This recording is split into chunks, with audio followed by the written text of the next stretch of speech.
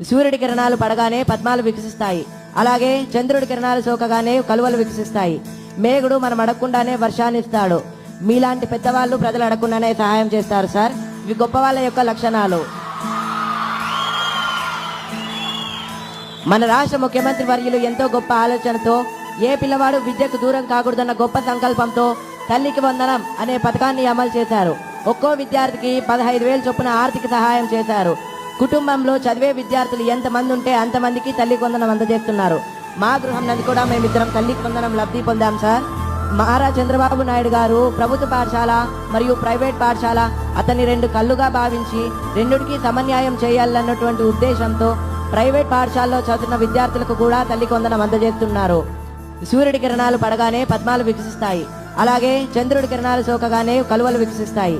మేఘుడు మనం అడగకుండానే వర్షాన్ని ఇస్తాడు. మీలాంటి పెద్దవాళ్ళు ప్రజలు అడగకుండానే సహాయం